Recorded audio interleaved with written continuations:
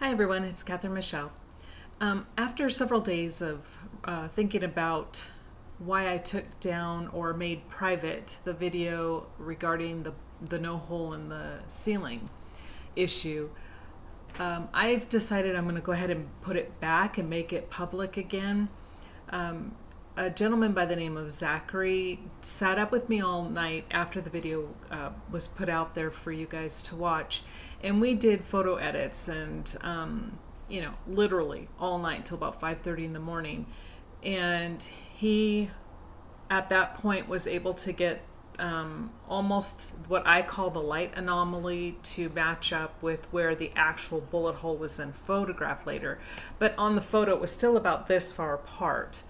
And the more measurements I've done, and I do believe other people are still trying to do the same thing, I cannot get them to match up.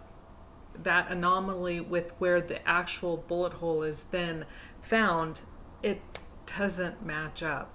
And not only that, when you look at the photo, if you go to the Ugly Truth, or not the Ugly Truth, it's just Ugly Truth website that Dan Hennon has up, and you look at the bullet hole when it was finally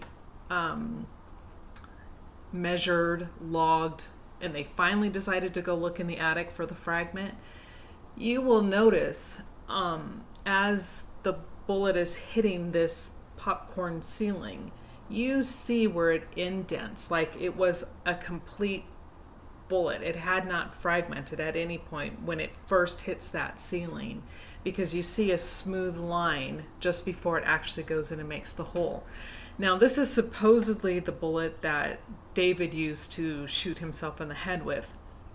By the time, I mean, for one thing, any of you who know anything about trajectory and bullets and velocity, you know darn well that that bullet did not go through David's head, do a complete turnaround, and then shoot up into a ceiling, and then it could still make that smooth indentation into the popcorn ceiling before it made a hole.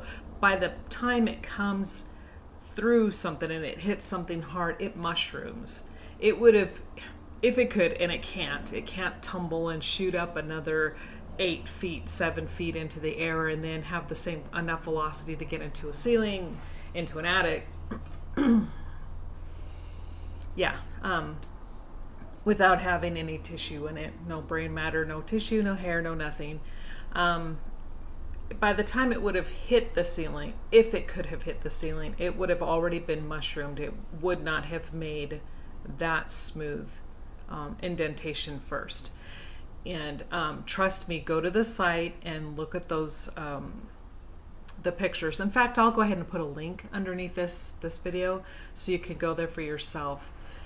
And so after all of that, and the police state that they knew the bullet hole was there, I am calling bullpucky. I will keep this clean because I don't know if there are any under it. It's ridiculous. So it's either one of two things. There was no bullet hole, which that's what I am going to assume. That is my opinion at this stage of the game.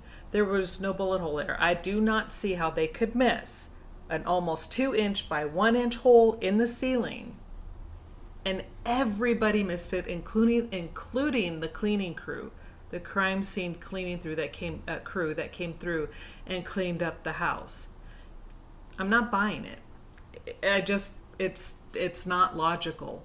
So either there was no hole, or two, the police were correct and the hole was there, and they knew the hole was there.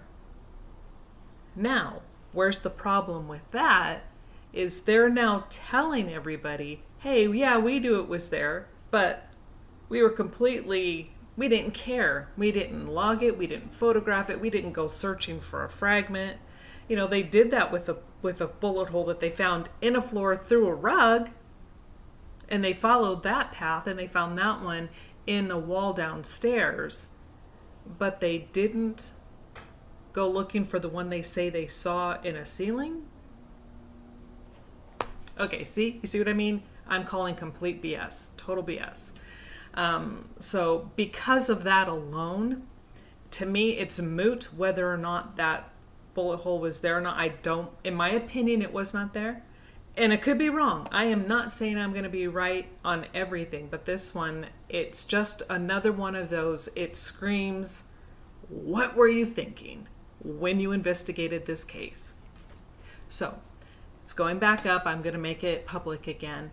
And please review these and look at these photos. And, if you have a different take on this, trust me, a lot of us would love to hear it.